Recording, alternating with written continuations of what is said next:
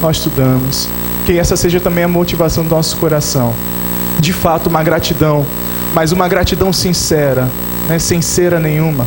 Essa palavra sincera vem de uma origem antiga, em que havia alguns construtores de vaso. Acredito que muitos já ouviram essa ilustração. E esse vaso era feito pelo oleiro, mas alguns vasos se trincavam na hora de cozer, na hora de colocar no forno.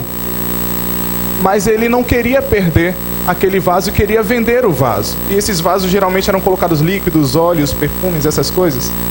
Então o que o oleiro fazia na hora de vender? Ele colocava uma cera especial. Uma cera especial. Mas um vaso com a cera, ele ainda tinha a trinca, ainda tinha a rachadura. Então não tinha a resistência necessária, a resistência que um vaso que gostaria de comprar queria ter.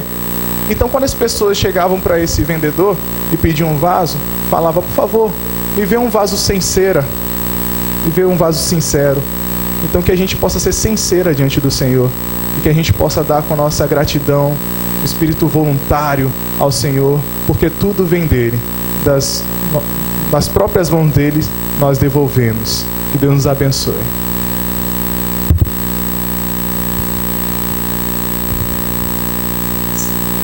Irmãos, inspirados por esta boa palavra do nosso querido irmão seminarista Mário Felipe, nós vamos dedicar a Deus os nossos dízimos e ofertas.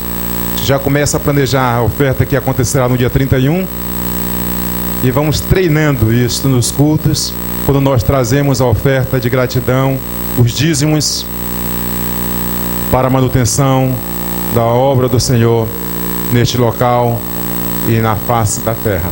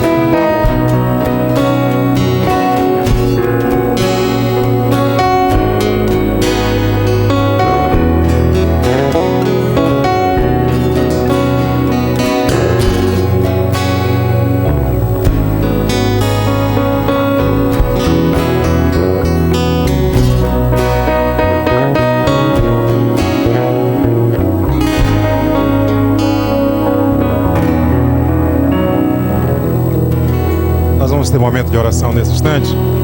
Nós gostaríamos de convidar 3 irmãos. Gostaria de convidar o irmão Gideão, o irmão Everson e o irmão Olival.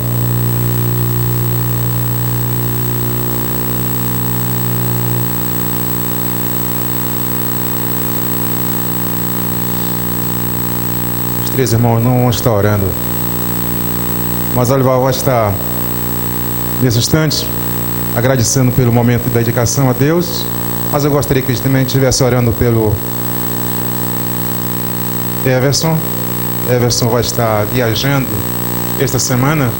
Durante essa semana, final da semana, possivelmente, Rafael vai estar fazendo cirurgia e Everson vai estar com a sua família, outra parte da família, a esposa, o filhote, e Deus com certeza fará mais uma vez maravilha durante aquela cirurgia. A igreja deve continuar orando pela saúde do irmão Rafael. Mas Olival também vai estar orando pelo Gideão. Gideão é esse irmão nosso que está aqui, já está conosco durante um bom período. Esteve conosco há mais de 10 anos, retornou, passou alguns meses com a gente. Ele estava fazendo um curso especial aí na UESC, fazendo um pós-doc na Uniesp, mas está concluindo o curso, vai estar viajando, e o Olival vai estar orando para que Deus continue conduzindo a vida dele, sendo da vontade de Deus, que se concretize no nosso coração e na vida de Gideão, o desejo dele retornar e continuar sendo uma bênção aqui neste local. Vamos colocar todos de pé?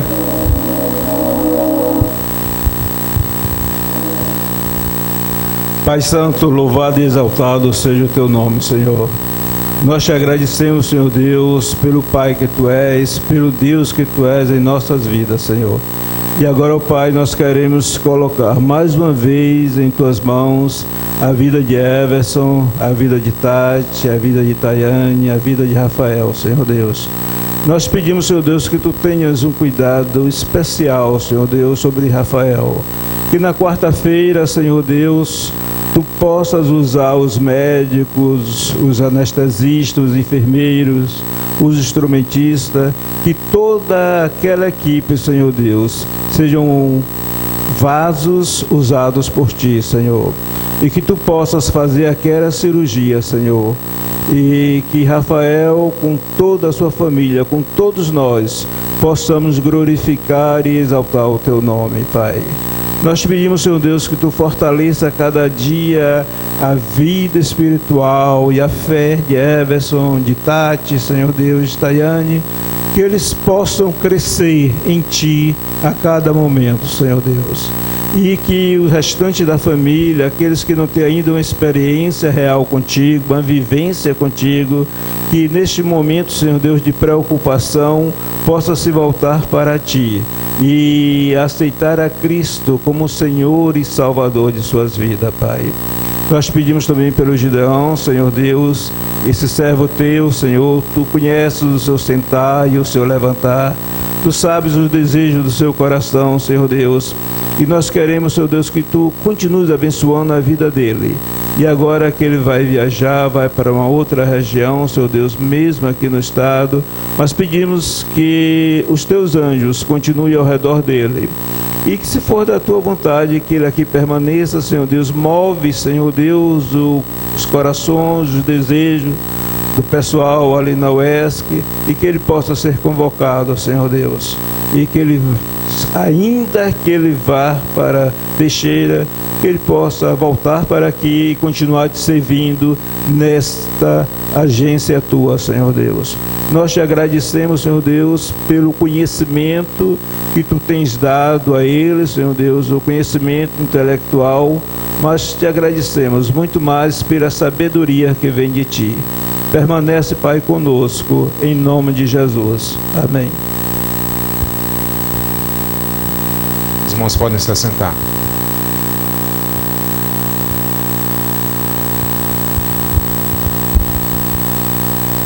É hora de compartilhar, pois só Ele tem as palavras de vida eterna. Nós faremos juntos a leitura de Salmos 119, os versículos 11 a 18. Escondi a Tua palavra no meu coração, para eu não pecar contra Ti. Bendito és Tu, ó Senhor, ensina-me os Teus estatutos, com os meus lábios declarei todos os juízos da Tua boca.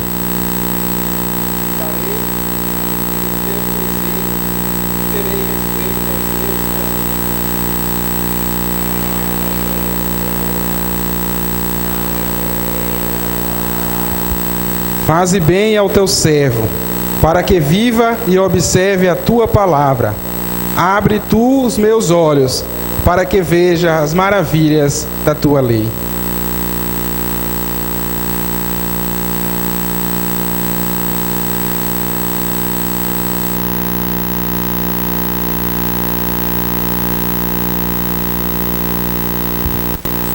Salve da igreja com a graça e a paz do Senhor, amém? Fiel é a palavra do Senhor, e por sua palavra foram criadas todas as coisas. E escondi a sua palavra no meu coração para não pecar contra Ti. Deus é fiel em sua palavra, e Ele cumpre aquilo que Ele nos diz. Lembro-me de uma pregação que estava ouvindo em que o pregador dizia a seguinte frase: não brinque com Deus, porque Deus é santo, e não brinque com o diabo, porque o diabo é mau. E ele fez em seguida o seguinte desafio: eu os desafio a procurar na palavra do Senhor um simples momento em que o Senhor brincou com os seus servos. Deus não brinca com a sua palavra, e Ele é fiel para cumprir aquilo que Ele nos diz.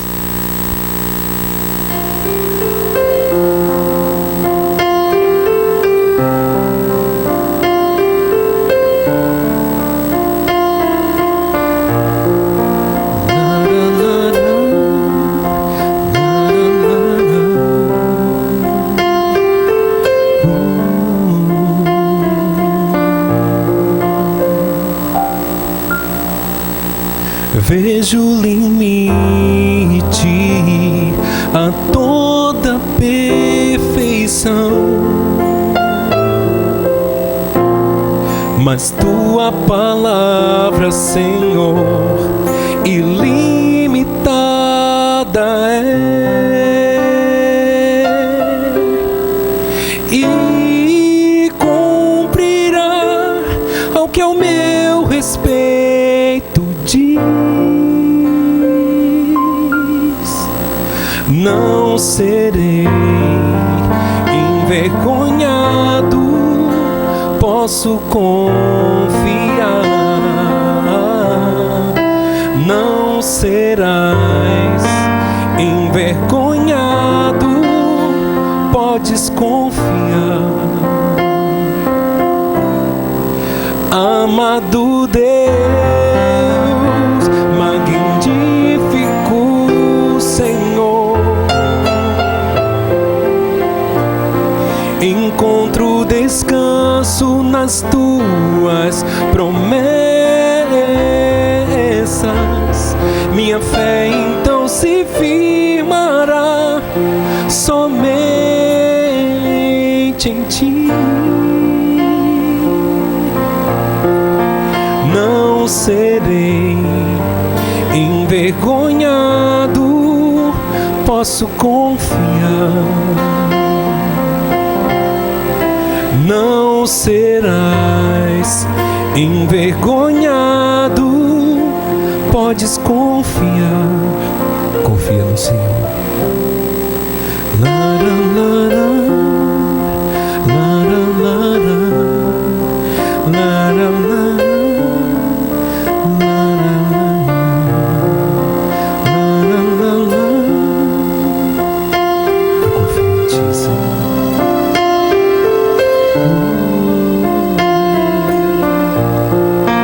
Amado Deus, magnífico Senhor, encontro descanso nas tuas promessas. Minha fé então se firmará somente em ti, somente em ti. Não serei envergonhado, posso confiar. Não serás envergonhado, podes confiar. Não serei envergonhado, posso confiar.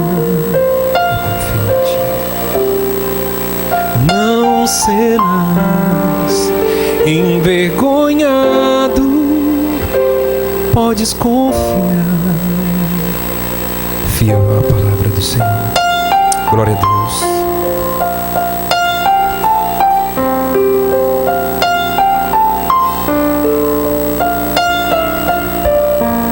Amém, né, amados? Glória a Deus. Louvado seja o nome do Senhor. Eu quero começar perguntando nessa manhã: quem aqui já teve dores de parto? Levanta a mão bem alta, hein? Nenhum homem aqui sentiu dor de parto? Hã? Tá achando estranho? Você não sentiu dor de parto ainda não, varão? Você vai sentir. Sentiu não? Genildo, já sentiu dor de parto, meu filho? Já? João, sentiu não? Não sentiu? Nunca sentiu? Eu um dia estava pensando assim, eu dizia assim, se o homem ficasse grávido, literalmente grávido, seria um negócio complicado. Porque homem é mole, viu? Homem é mole. Mas há uma expressão na palavra de Deus que diz assim: meus filhinhos, por quem eu sinto dores de parto, até que Cristo seja formado em vós.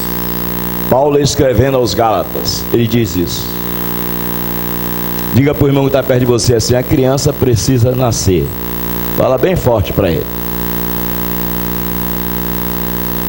E o nascimento de uma criança, irmãos, é um negócio legal, bonito. E eu falo que homem é mole, porque no nascimento da minha primeira filha, Rebeca, tem alguma Rebeca aqui? Ó, tem uma Rebeca aqui, outra ali. Tem uma Rebeca não? No nascimento da Rebeca, Dr. Carlos, nosso irmão em Cristo, lá em Mantena, meus 2 filhos são mineiros. Uai. Ele disse assim: Wilson, pastor, eu vou filmar o parto da Rebeca. Aí eu disse assim: não sou eu não, né? Ele falou: você quer filmar? Eu disse: eu não. Eu não quero filmar não, eu vou cair dentro daquela sala de cirurgia lá. Ele filmou o parto da Rebeca. Depois de 1 ano foi que eu tive coragem de ver. Depois de 1 ano, viu? E eu suava mais do que cuscuz. Quem teve dores de parto aqui? Mulher, literalmente, levanta a mão. Mulheres que tiveram dores de parto, isso. Como é que foi esse negócio, irmão? Terrível. A Bíblia diz que quando a mulher está para dar à luz, ela sente tristeza, mas depois que o menino nasce, ela sente uma profunda alegria. Eu quero te dizer, irmãos, que a gente precisa começar a sentir dores de parto em relação a grupo pequeno. E dores de parto, para mim, é exatamente esse monte de dúvida que está surgindo aí na cabeça do povo. Que negócio é esse? Isso é G12, isso é G5, isso é uma invenção, o que é isso? Eu quero dizer para os irmãos que isso é perfeitamente natural. Você vai sentir dores de parto mesmo. Mas a boa notícia que eu tenho para você é que a criança vai nascer.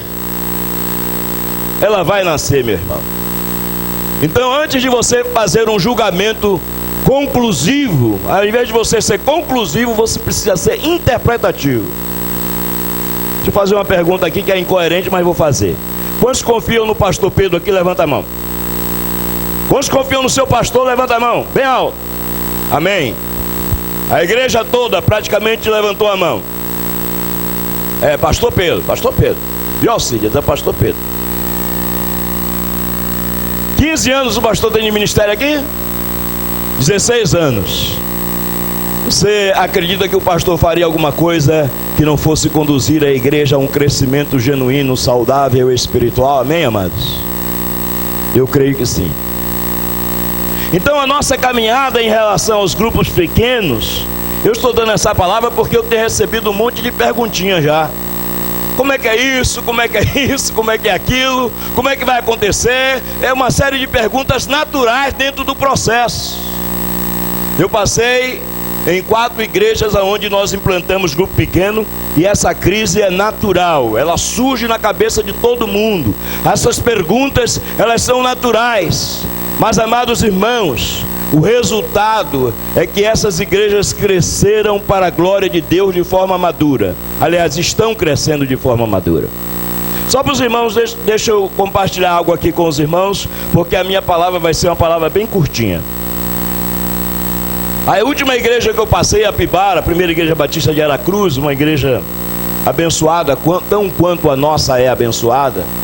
Quando eu saí de lá, nós tínhamos cerca de 835 pessoas envolvidas com grupos pequenos. 835 pessoas envolvidas, é muita gente. Nós tínhamos diversos coordenadores de área e mais de 100 grupos pequenos na igreja. Hoje, a igreja já passou dos 1.500 pessoas envolvidas com grupos pequenos. Dobrou praticamente. E a igreja batiza todo mês. Todo mês a igreja batiza. Todo mês. O último relatório que eu tive foi que a igreja batizou 60 pessoas numa quarta-feira. Eu tive a experiência de batizar junto com o pastor Luciano, o pastor José Alberto e pastor Benedito. Nós batizamos 63 pessoas num domingo à noite, como resultado da multiplicação dos grupos pequenos. Eu queria te dizer para você que grupo pequeno é de Deus para a igreja hoje. Não tem como nenhum pastor acompanhar a sua igreja no tamanho da nossa igreja, se a gente não tiver dentro da igreja aqueles que serão os facilitadores, aqueles que desenvolverão o ministério do pastoreio mútuo. E você vai ver a sua igreja, que é a nossa igreja, crescendo nesse lugar para a honra e glória do nome do Senhor. Nós queremos ganhar conquista para Cristo Jesus. Nós vamos ganhar conquista para Cristo Jesus, de joelhos aqui na presença de Deus, com a família de pé, mas a igreja de joelhos, mas os grupos pequenos é que vai acolher essa multidão que virá para a honra e glória do nome do Senhor. Eu creio que vai acontecer. Quantos creem? Levanta a mão comigo assim. Amém. Você crê mesmo? Então, meu irmão, a partir de hoje, você vai começar a sentir dor de parto. Todo mundo grávido aqui dentro. Não é? E as dores, elas, como as irmãs falaram, é terrível. Ela gera uma certa insegurança, né? Ninguém gosta de sentir dor. Mas é necessário até que Cristo seja formado em nós, até que o caráter de Cristo seja de fato algo que habita em nós de forma concreta. Então hoje eu queria falar sobre Jesus na experiência de um grupo pequeno muito íntimo de Jesus. E eu vou te mostrar dentro da palavra de Deus. Abra sua Bíblia lá em Lucas, capítulo de número 10. Na verdade, eu nem iria pregar sobre isso.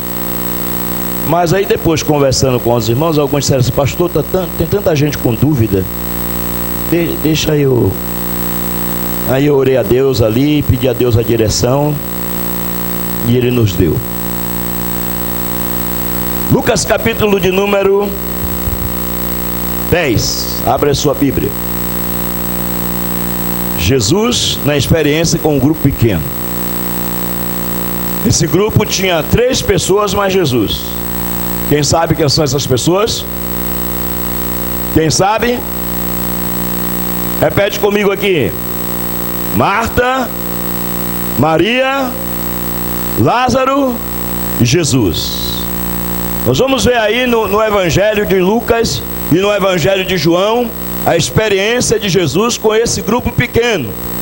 E o que acontece nesse grupo pequeno que Jesus frequentava, eu diria, diariamente Jesus estava com eles. A Bíblia relata pelo menos 3 encontros profundamente significativos de Jesus com esse grupo pequeno. Olha o que a Bíblia diz. Indo ele de caminho, entrou numa aldeia. E certa mulher por nome Marta o recebeu na sua casa. Repete comigo, casa. Diga assim, o recebeu. Diga forte, igreja. O recebeu na sua casa. Presta bem atenção a isso. E a Bíblia diz assim: tinha esta uma irmã chamada Maria. Repete, Maria. A qual, assentando-se aos pés de Jesus, ouvia a sua palavra. Marta, porém, andava distraída em muitos serviços. E aproximando-se, disse: Senhor, não se te dá que que a minha irmã deixe me servir sozinha? Diga-lhe, pois, que me ajude. E respondeu-lhe Jesus: Marta, Marta, estás ansiosa e preocupada com muitas coisas, mas uma só é necessária. Maria escolheu a boa parte, a qual não lhe será tirada. Eu acho que esse texto aqui é um texto extremamente familiar a todos nós. Todos nós conhecemos muito bem esse texto. Mas antes de eu entrar rapidamente nesse texto e nos demais textos para a gente poder ir para casa, eu queria dizer que Jesus um dia perguntou aos seus discípulos, em plena perseguição da igreja, ele perguntou aos seus discípulos assim, em Mateus capítulo 16: que diz os homens ser o Filho do Homem? Aí eles disseram: Senhor, alguns dizem que tu és um dos profetas, outros dizem que tu és Jeremias, tu és João Batista. E depois de Jesus perguntar aos discípulos os que os de fora pensavam a respeito dele, ele pergunta para os de dentro, ele pergunta para o seu grupo mais próximo, ele pergunta para o seu pequeno grupo: e vocês? O que é que vocês acham ao meu respeito? O que é que vocês pensam acerca de mim? Aí a palavra de Deus diz que Pedro, por ser Pedro, por ter o caráter de Pedro, por ser uma pessoa impulsiva e sanguínea, ele sai na frente e responde: tu és o Cristo, o Filho do Deus vivo. Aí Jesus diz assim: bem-aventurado és tu, Simão Bar-Jonas, porque não foi a carne que te revelou essas coisas, mas foi o Espírito Santo que te revelou. E eu te digo que tu és Pedro, eu te digo que tu és Petros, e sobre esta declaração que você acabou de fazer, eu vou edificar a minha igreja, e as portas do inferno não prevalecerão contra ela.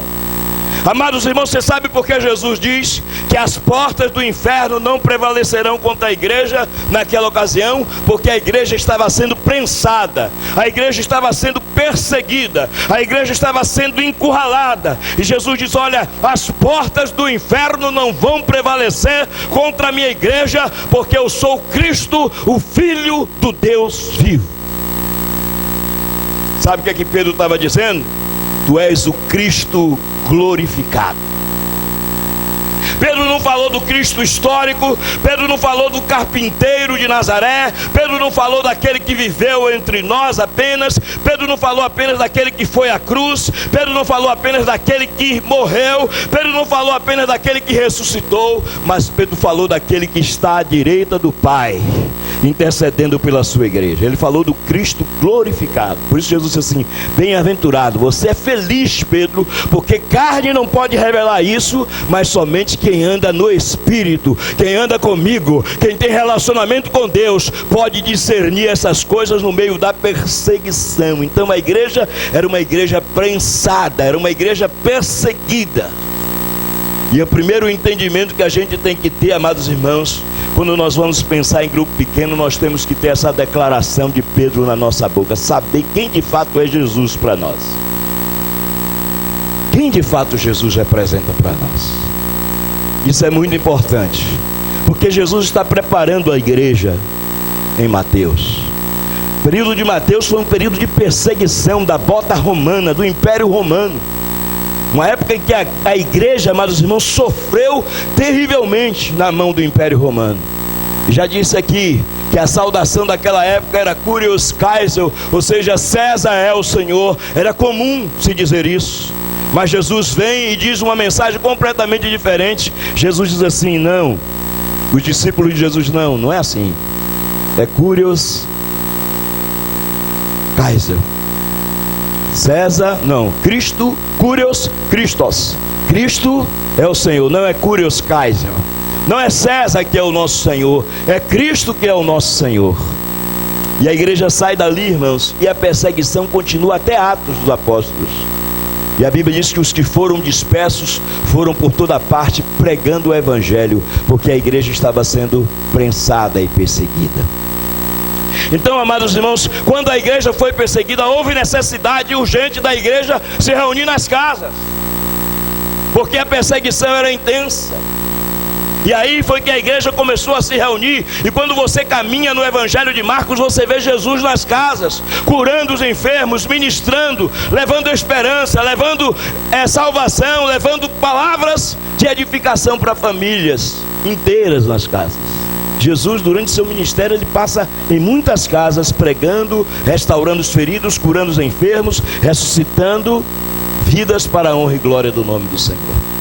E aqui em Lucas capítulo 10, a Bíblia diz que Jesus estava indo de caminho e de repente ele entra numa aldeia. Sabe por quê, irmãos? Porque Jesus tinha um sentimento de profundo relacionamento com aquela família. Eu quero te dizer que no Novo Testamento, o pequeno grupo é caracterizado por relacionamentos. Relacionamentos. Eu consegui identificar lá na Bibara pessoas que não davam um A, não conseguia falar nada na igreja, gente que nunca orou na igreja. Tem gente, no meu primeiro ministério em Aimorés, Minas Gerais, eu mandei uma senhora orar e ela desmaiou. Literalmente ela desmaiou. Eu só vi a queda, buf! Eu disse, matei a mulher. Aí depois que ela se recuperou da queda, ela veio me dizer, pastor, eu nunca orei na minha vida. Quando o Senhor mandou orar, minhas pernas bambearam assim, eu vi tudo escuro e buf, caí. Pois bem, no grupo pequeno você vai aprender a orar, porque lá não vai ter risadinha quando você começar a falar, porque orar não é inventar palavras, orar é falar daquilo que está no nosso coração para Deus. E mesmo que você não saiba dizer absolutamente nada, o Espírito Santo diz assim, está tudo torto, mas eu vou consertar junto ao Pai. E o Pai que está no trono de Deus, tem Jesus à direita também intercedendo. Isso é interpretado, e gurita, é devolvido de forma correta para cada um de nós. Jesus então, ele é impulsionado, ele tinha como que um desejo, não era uma compulsão, era um desejo natural de estar na casa de Marta e de Maria. A Bíblia diz que ele entrou na casa de uma certa mulher chamada Marta. Bota Marta aí, meu irmão. Coloca Marta aí, por favor, para mim. Marta, repete comigo, Marta é a figura do anfitrião de grupo pequeno. E Marta é aquela que abre a porta para Jesus entrar, é aquela que serve, é aquela que prepara o ambiente para que Jesus possa estar ali naquele momento. E não é à toa que o nome Marta significa aquela que serve.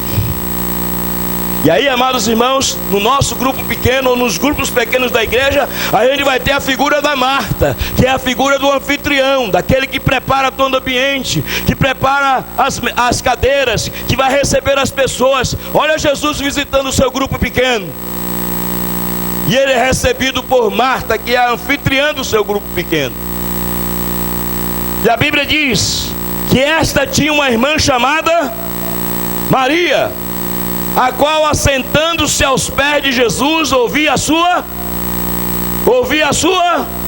palavra. Vamos ver o que é que Maria representa. Vamos lá. Maria representa a figura do pequeno grupo, que vai compartilhar a palavra, que vai ouvir a palavra, que vai pastorear mutuamente uns aos outros. Maria está assentada ouvindo a palavra. Vamos ver a outra figura aí. E Jesus é a figura de quem? Do líder. Jesus entra lá e ele é o facilitador da linguagem mais próxima do grupo pequeno. Porque olha bem o que acontece. Jesus está ministrando. Provavelmente Maria está recebendo ali, está como que sendo encharcada da palavra de Jesus. Mas de repente, no grupo pequeno, vai precisar haver uma confrontação em amor. Grupo pequeno é lugar de edificação, é lugar de fortalecimento, é lugar de oração, mas é lugar também de confrontação.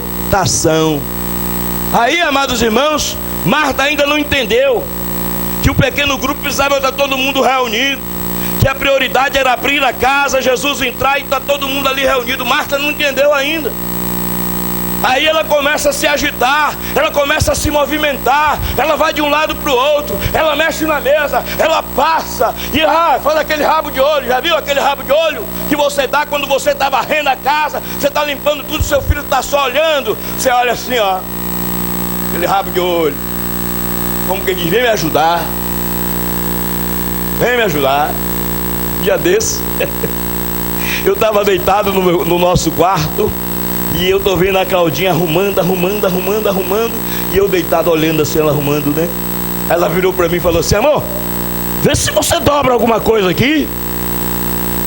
Eu disse: espírito de Marta. Mas eu amo a minha esposa, eu levantei depressa: vamos, amor, vamos. Porque mulher, quando invoca, é um negócio muito sério. Eu digo: vamos lá, meu amor, vamos dobrar esse negócio para ficar bacana. Senão não tem dever de casa. Vamos lá, vamos correr.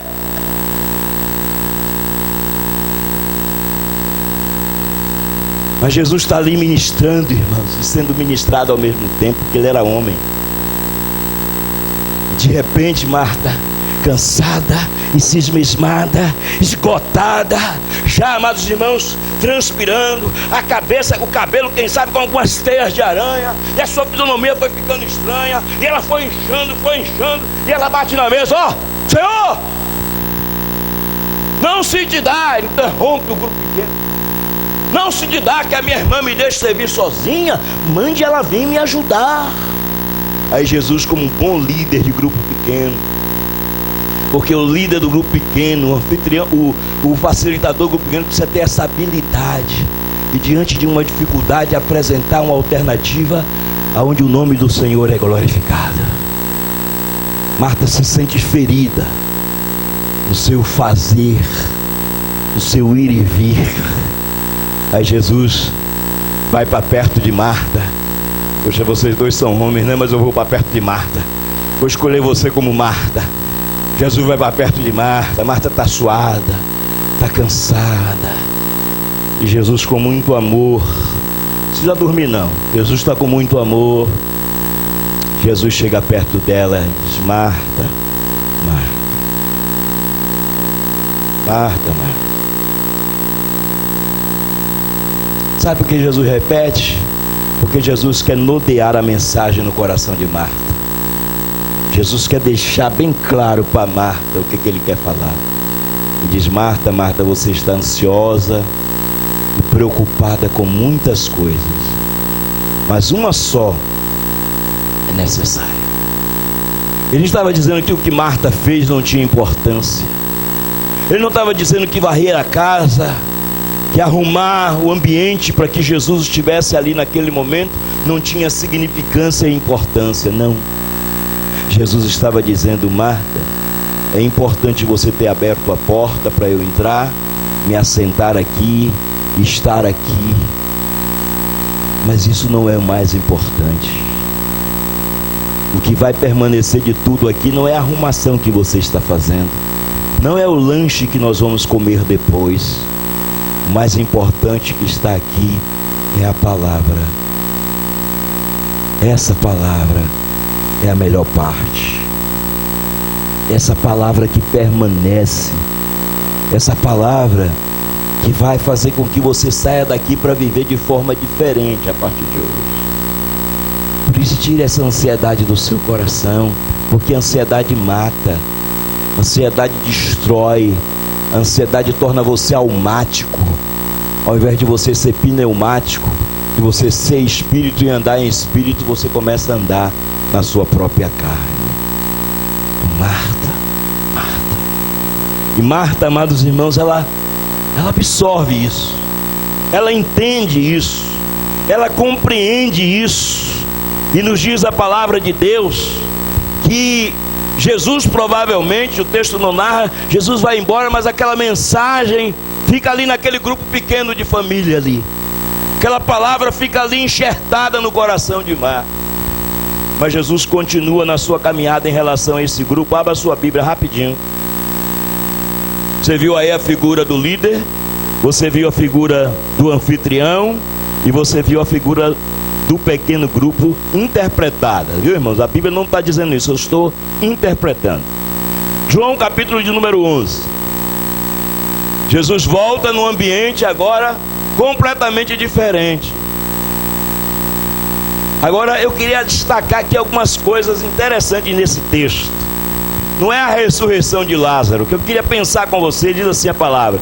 Estava enfermo um certo Lázaro de Betânia, a aldeia de Maria e Marta, suas irmãs. Esta Maria, cujo irmão agora estava doente, era a mesma que ungiu o Senhor com bálsamo e lhe enxugou os pés com os cabelos. Mandaram as irmãs de Lázaro dizer ao Senhor Jesus, olha que recado, aquele a quem tu amas.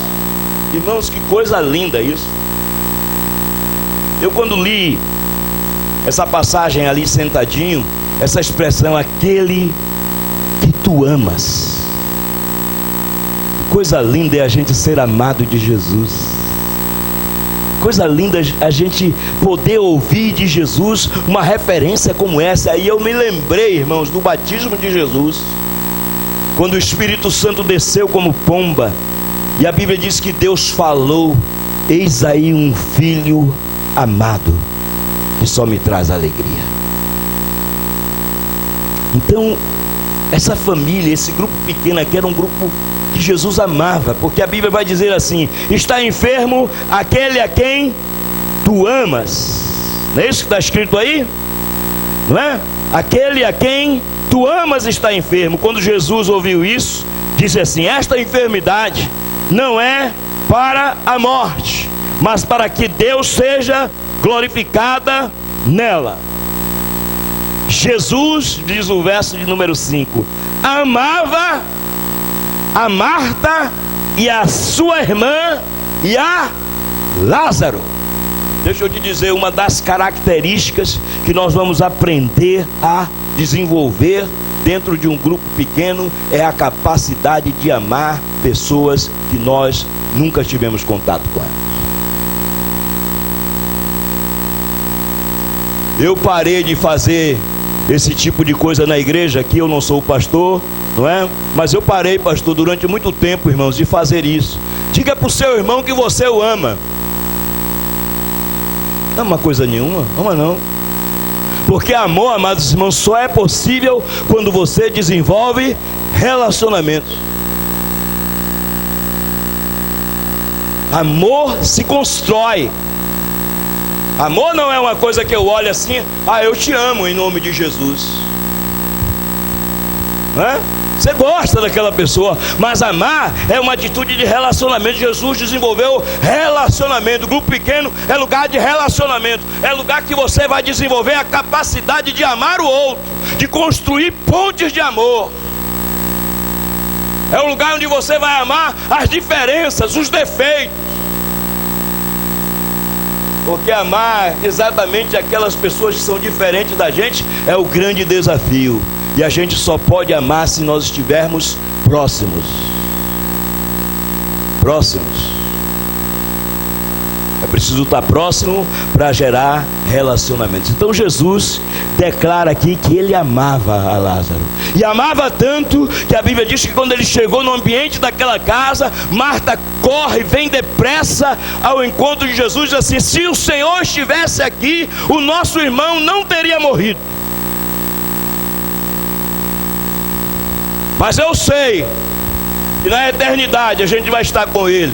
Ela se porta ao futuro e Jesus diz assim, olha Marta, se você crer, você vai ver a glória de Deus. E quando Jesus encontra Maria no ambiente da casa, a mesma coisa é dita. Mas o que eu quero ressaltar aqui, irmãos, além de tudo que eu falei, é que no capítulo 11 de João, Jesus vai àquele grupo pequeno para levar uma palavra de conforto. Aquele ambiente estava marcado por uma dor do luto, por um sentimento de ausência, por um sentimento de vazio na alma.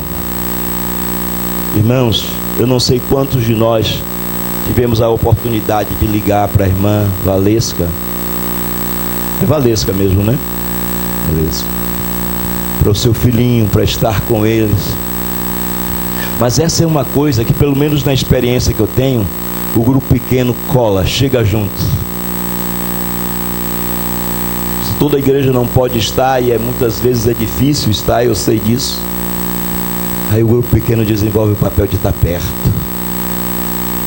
colar com aquela pessoa, diz: você não está sozinho. E o grupo pequeno é uma extensão da igreja, não é um grupo isolado, é a igreja representada ali, é a igreja levando consolo, é a igreja levando uma palavra de estímulo, é a igreja dizendo para aquela pessoa: você e a sua família não está sozinha, nós estamos com você, além do Deus presente que você tem dentro de você, que é Jesus, o Espírito Santo, o próprio Deus. A sua igreja, através do grupo pequeno, a sua igreja, através do seu pastor Pedro, dos seus pastores, a sua igreja, através da sua comunidade por inteiro, está com você nesta hora. É chorar com os que choram. Grupo pequeno não é lugar somente, amado, de nos alegrar, mas às vezes temos que chorar com o nosso irmão e dar o ombro para ele chorar. Eu tive no meu ministério em Mantena um irmão muito querido, o irmão Muniz, e ele fala: pastor, pode falar o meu nome, não tem nenhum problema. Ele tinha um filho com um problema sério, e um dia eu estava de férias em Salvador, e ele me ligou: pastor, aconteceu uma tragédia com meu filho, ele deu um tiro na cabeça. Tiro na cabeça. E eu fui para Mantena, irmãos, e o meu coração ficou despedaçado. O que eu vou dizer para uma família como essa? Mas cheguei lá, a igreja de Cristo já tinha acolhido. A igreja de Cristo estava próximo daquela família. A igreja de Cristo estava chorando com aquela família, chorando literalmente com aquela família. E teve um irmão e falou assim: pastor, que bom que você chegou, porque está uma choradeira só. Eu disse: chegou mais um para chorar, então você não, então eu vou falar. Chegou mais um. E eu cheguei perto daquele irmão, só sabia chorar. E ele chorava junto comigo, virou um rio, eu e ele abraçados chorando. Até que eu me lembrei de 2 Coríntios capítulo 1, verso 3, que diz assim: bendito seja o Deus e Pai do nosso Senhor Jesus Cristo, o Deus de toda consolação. É Ele que nos consola em toda a nossa tribulação, para que possamos consolar aqueles que estiverem passando por uma tribulação semelhante a que nós temos passado, com a mesma consolação que nós somos consolados de Deus. E o irmão Muniz disse: será isso, pastor?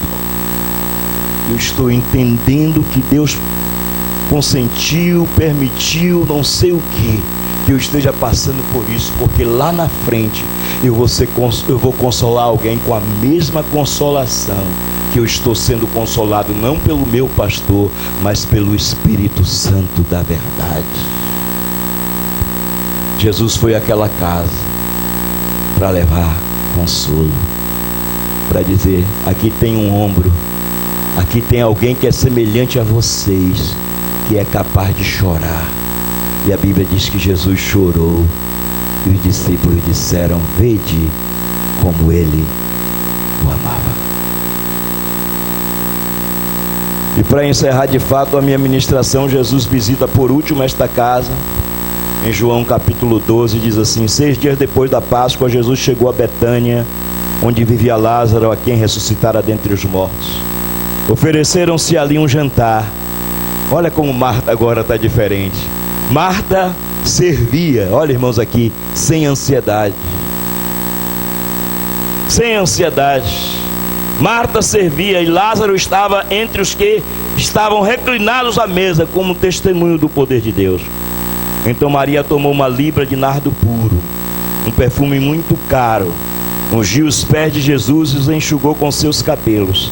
E toda a casa se encheu com a fragrância do perfume. O grupo pequeno é lugar de expressar nossa gratidão a Deus. Maria reconhece que tudo que ela havia recebido, Marta reconhece, junto com Lázaro, que tudo que eles haviam recebido procedia do Senhor. E por isso, naquele momento ali, com aquele grupo, eles se reclinam à mesa para expressar a gratidão a Deus. Tudo isso e muito mais, amados irmãos, que esses 3 textos nos mostram, pode ser desenvolvido com regularidade no grupo pequeno, pode ser desenvolvido semanalmente, no ministrar uns aos outros, no edificar uns aos outros, no exortar uns aos outros. Vai haver gratidão, vai haver comida, como os discípulos estavam ali comendo, vai haver confrontação, vai haver edificação, vai haver pastoreio mútuo, vai haver crescimento, e depois de tudo isso, a gente começa a alcançar aqueles que são de fora dentro de um processo de multiplicação, onde muitas vidas, para a honra e glória do nome do Senhor, serão resgatadas, e os céus serão povoados nesse lugar, para a honra e para a glória do nome do Senhor. Amém? Vamos ficar de pé e vamos orar agradecendo a Deus. Eu não sei se o irmão Genilton tem algum aviso. Nós vamos orar agradecendo a Deus e pedindo a Ele que nos ensine. Se tem um professor aqui por excelência, não sou eu, e creio que nenhum professor de escola bíblica dominical. O professor por excelência nosso é o Espírito Santo. Nós somos apenas um instrumento que, na nossa fragilidade, na nossa limitação, nas nossas incapacitações, Deus vai usando para a honra e para a glória do nome do Senhor. Eu queria desafiar você a orar, a entregar nas mãos do Senhor. E se você tem dúvida, nos procure mesmo. As dúvidas são para serem tiradas. Essa mensagem não tem objetivo de tirar dúvida nenhuma, porque as dúvidas estão aí, mas nós vamos trabalhando cada uma delas na dependência do Senhor.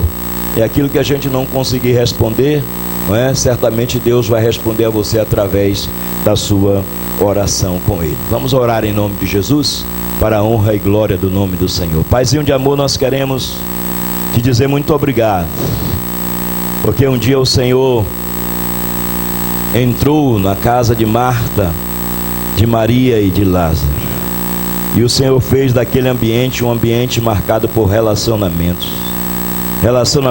de amor, de transparência, de verdade, de confrontação, de edificação, de fortalecimento no Senhor.